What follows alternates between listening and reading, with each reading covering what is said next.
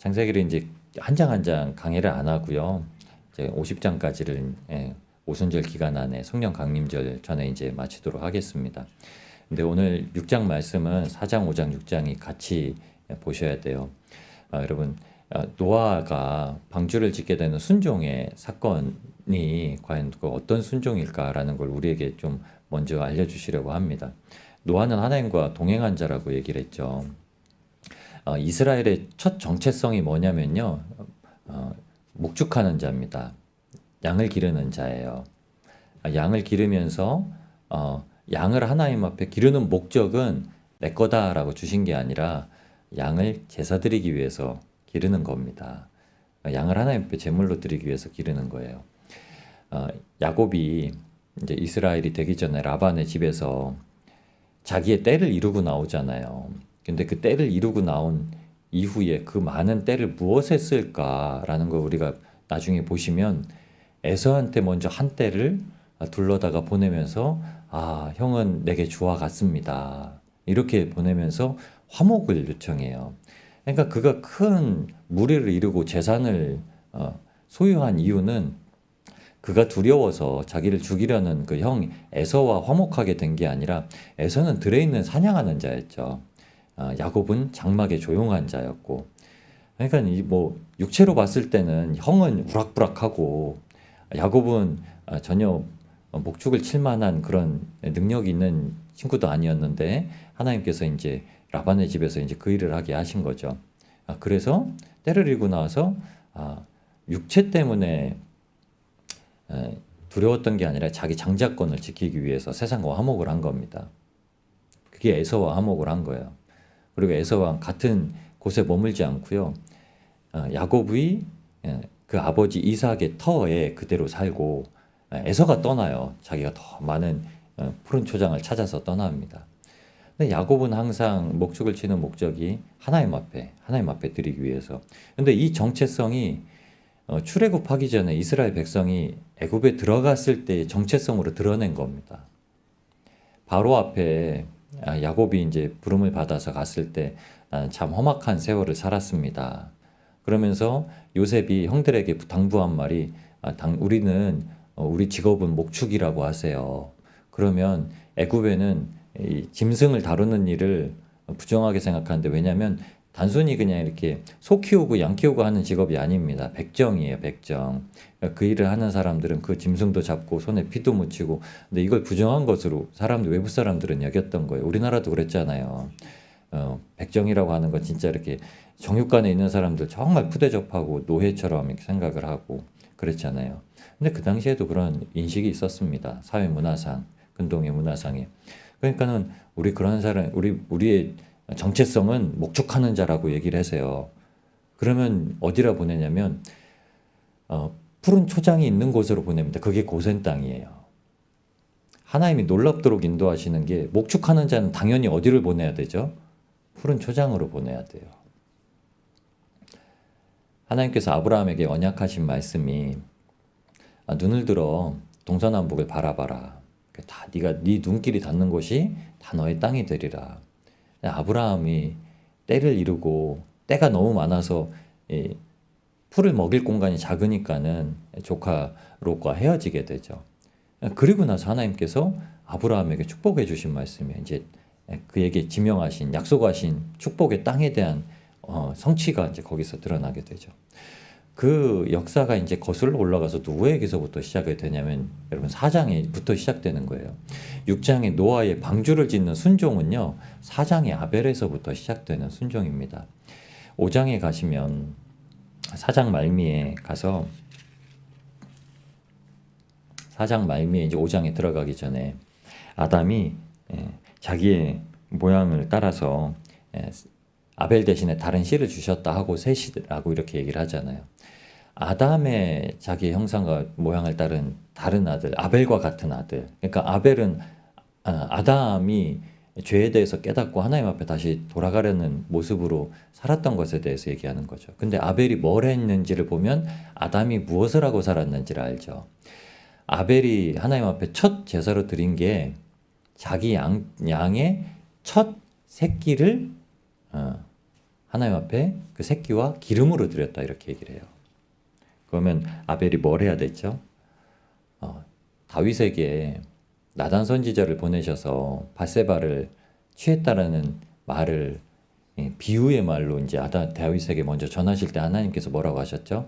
어떤 집에 양 한 마리가 있어서 그 양을 자기 딸처럼 막 아끼고 길렀는데 부자가 자기 많은 양떼 중에 고르지도 않고 그 한 마리 귀하게 딸처럼 여기는 양을 뺏어다가 그 양을 잡아가지고 그 온 손님들에게 잔치해 줬다라는 말을 하잖아요. 그러면서 아니 그런 못된 놈이 어디 있습니까? 그러니까 그게 너다 이렇게 얘기하잖아요. 그럼 우리가 생각해 보셔야 되는 게 목축을 하면서 내가 기르던 양떼 중에 그냥 양을 잡아오는 게 그냥 먹을 거로 그냥 다 너희는 다 먹을 거다 이렇게 생각을 하고 양을 기르지 않아요. 다 내 새끼 내 새끼 집에서 기르는 개도 내 새끼 내 새끼 이렇게 하면서 기르잖아요. 유모차에 얼마나 애들보다 더 많은 게 개들이에요. 유모 저 할머니 손자 데리고 나왔나 봐 그러면 개예요. 젊은 부부가 애기 낳나 봐 그럼 개예요. 너무 많아요. 아니 하물며 집에서 개도 그렇게 기르는데 왜 잃어버린 한 마리 양, 99마리의 양을 두고 잃어버린 한 마리 양이라고 하냐면 목축을 한다고 해서 그게 그냥 대충 잡아다가 내 손님이 더 귀해 이렇게 하지 않아요. 양을 한 마리 잡기 위해서는요 그 양에 쏟았던 애정과 막 이런 그 단절시키는 이제 애통이 필요합니다. 근데 아벨이 첫 양을 어떻게 드리냐면 첫 양의 첫 새끼 이제 막 태어나서 다리를 후들후들 하면서 이제 걸어다니기 시작하는 그 양을 잡아다가 그 기름으로 하나님 앞에 드린 거예요. 내 새끼 같은 그거를 잡아다가 드린 거예요. 그러면 어떻게 하겠죠? 내가 이렇게 죽을 수밖에 없는 거를 하나님 앞에 말씀에 불순종해서 쫓겨나서 이렇게 드리는 거구나. 왜 하나님께서 연락을 하셨냐면 놀라운 사실이죠. 그러니까 하나님이 아벨의 그 양을 잡으면서 제사를 드리는 마음을 받게 하시는 거죠. 그게 이제 노아의 순종까지 오는 겁니다. 왜냐하면 다시 셋을 주셨다는 말은 셋이 그와 같이 하는 존재라는 거예요. 하나님 앞에 영과 진리로 예배드릴 수 있는 이 하나님 앞에 제사를 드릴 때마다 가장 귀한 것을 잘라내서 드리는 아픔을 그리고 우리가 하나님께서 가장 귀히 여기시는 우리가 주님의 말씀에 불순종해서 떨어져 버린 존재인 것을 깨달아 알게 하시는 은혜예요. 그래서 어떤 사건을 보여주시냐면 노아의 방주 사건 때는요. 하나님께서 아담에게 땅에서 수고하여야지 땅이 소산을 내어주리라는 말씀을 하시잖아요. 그러니까는 아담에게 허락하셨던 첫 번째 신앙인의 영적인 직업이 뭐냐면 농부입니다. 농부, 땅을 가는 자. 그런데 쫓겨나고 나서 아담이 이제 진짜로 하게 된 게 뭐냐면요. 하나님 앞에 제사 드리기 위해서 목축을 하는 자였어요. 대신 피를 흘리는.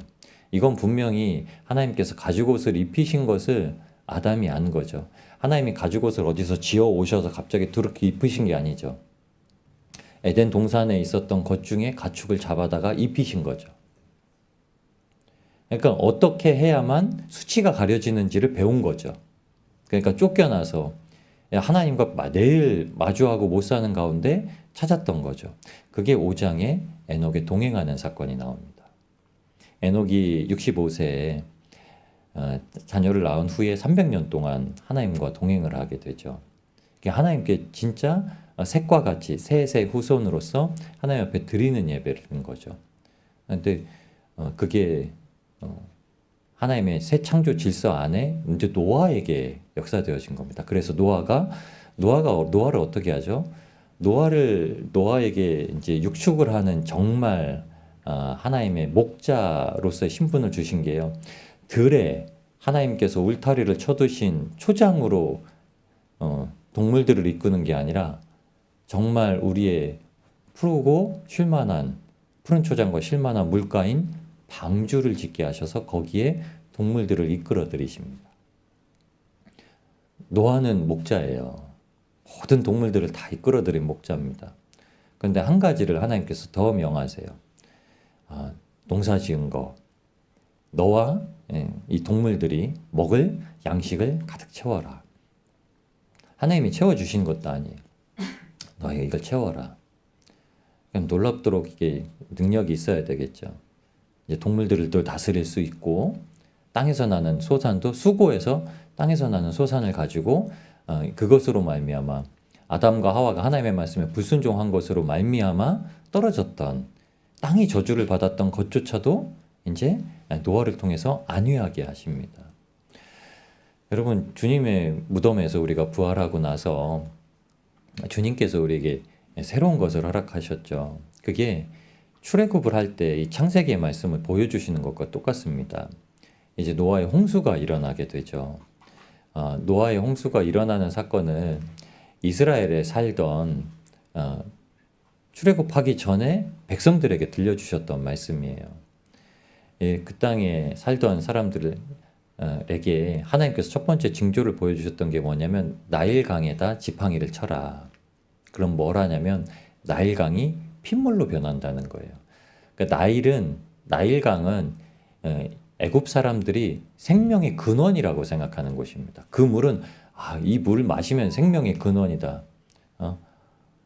그러니까 나하만 장군도 나왔을 때 뭐라고 하죠? 아니, 우리 동네 이거보다 더, 이 요단보다 더 좋은 아주 생명이 넘치는 강이 있는데 나보고 여기 들어가, 요 조그만 강에 들어가서 지금 몸을 씻으라고 하는 거냐 이렇게 얘기하잖아요.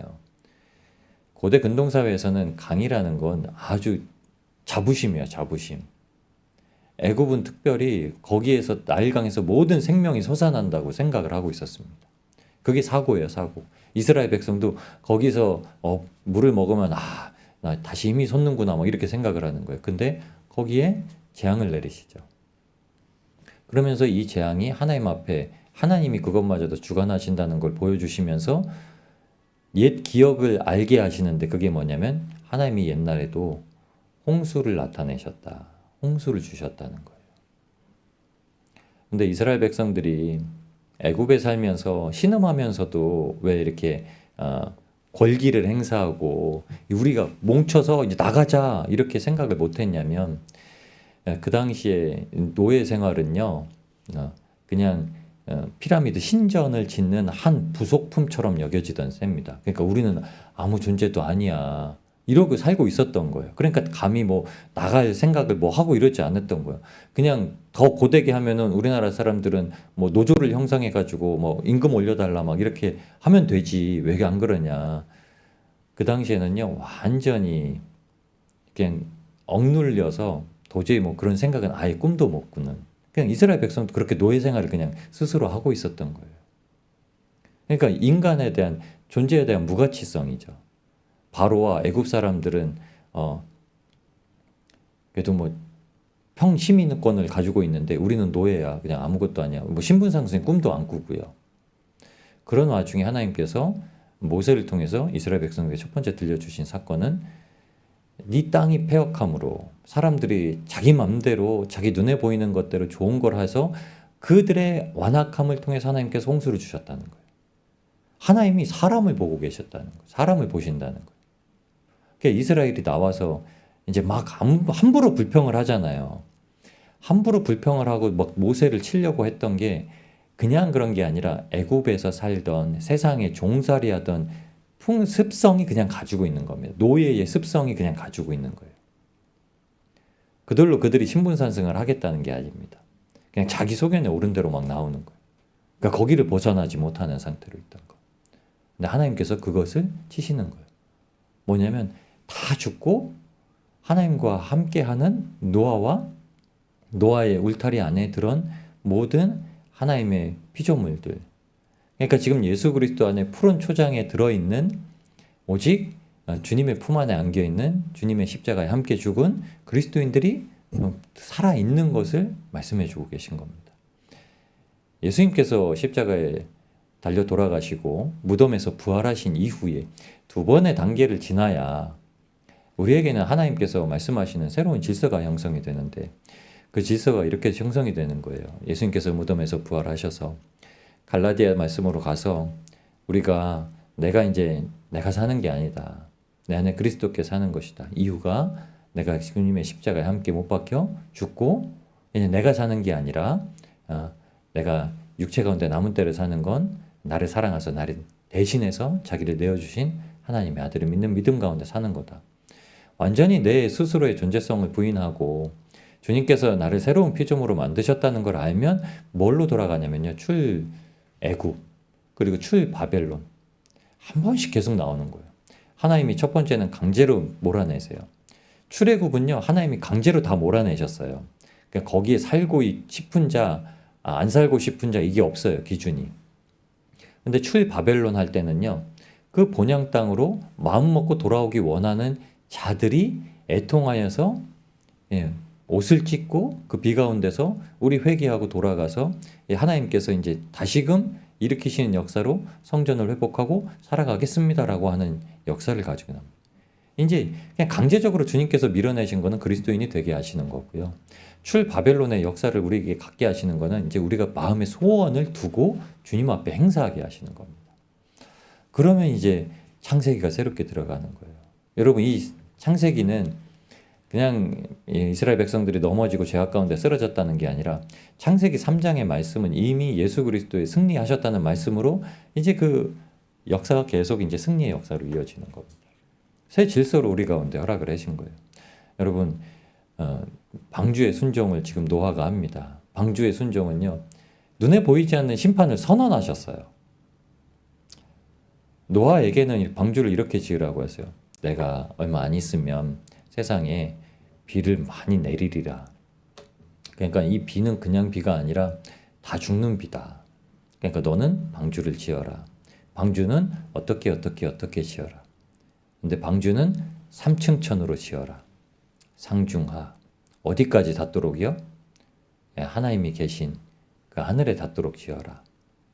그리고 하나님께서 온 세상이 물에 잠기게 하셔서 그 노아의 방주가 어디까지 떠오르게 하시죠? 높은 산들 위에 떠오르게 하시죠. 하늘에 가장 가깝게 떠오르게 하십니다. 인간으로서는 도저히 할 수 없는 것.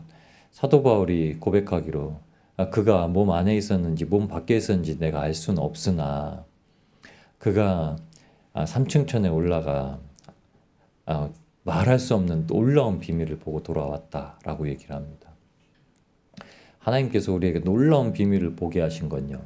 예수 그리스도께서 우리를 위해서 죽고 부활하셔서 우리에게 그 무덤으로 초청하셨고 우리가 그 무덤에서 완전히 죽어서 새로운 사람으로 났다는 거예요.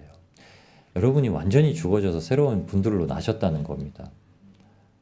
정말 그래요. 우리가 여러분 이 땅에 있는 게 완전히 아무것도 안 보이는 건요. 우리가 가지고 있는 이 땅의 기준이 더 이상 우리를 얽매이는 올무가 되지 않는다는 거예요. 착고가 되지 않는다는 겁니다.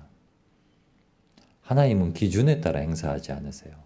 하나님은 하나님께서 말씀하시는 대로 순종하는 자를 통해서 역사하십니다.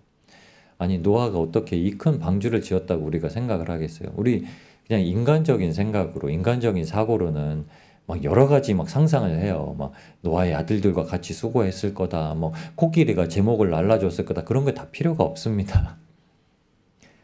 여기서 말하는 거는 그냥 순종하겠다고 하면 하나님이 역사하신다는 거예요. 눈에 보이지 않는 걸 말씀하셨으면 그게 지금 당장 눈앞에 안 보여도 순종하면 하나님께서 역사하신다는 것. 그게 주님께서 재림하신다는 약속입니다. 재림의 때에 호련히 모든 사람이 변화되어서 주님의 영광에 함께 참여하게 하신다는 약속을 주신 겁니다. 그래서 우리가 죽고 부활하고 난 이후에는 한 가지만 보이는 거예요. 돈 많이 버는 것도 안 보이고 우리가 이름이 드높여지는 것도 안 보이고요. 뭐 잘난 것처럼 행하는 것도 안 보이고요. 그냥 오늘을 살아가는 겁니다. 내일 일은 염려하지 마라. 내일 일은 내일 염려할 것이요. 뭘 먹어야 되나, 뭘 마셔야 되나, 뭘 입어야 되는지도 염려하지 마라. 들풀도 입히시는 하나님께서 하물며 너희일까 보냐. 하물며 예수 그리스도의 피값으로 대신 사신 우리한테 뭘 주실지 우리가 고민을 한다는 것 자체가 참 놀라운 불신앙이죠. 하나님께서 그래서 염려하지 말라. 아니 어쩜 그렇게 우리는 염려가 많아요. 주님 앞에 나왔는데도. 그 염려를 하지 말고 방주 짓는 일만 하라고 하십니다. 그런데 22절에 이 말씀으로 딱 끝내요. 노아가 그와 같이 하여 하나님이 자기에게 명하신 대로 다 준행하였더라. 노아가 자기와 함께 하게 한 그 동물들 데리고, 예수님께서 함께 하게 하신 모든 사람들은 한 명도 땅에 떨어뜨리지 않으셨다라는 약속을 감사로 하나님 앞에 고백하셨습니다. 우리의 능력이 아니라, 우리의 계획이 아니라 하나님의 전능하심과 하나님의 섭리로 말미암아 우리의 삶이 지금도 이루어져 가고 있음을 고백하시고, 오늘도 그냥 주님만을 붙드시고 주님께서 인도하시는 길대로 구원의 감격과 기쁨을 누리시면서 하루를 살아가시는 저와 여러분이 되시기를 우리를 구원하신 예수님의 이름으로 축복합니다. 저희 함께 기도하시면서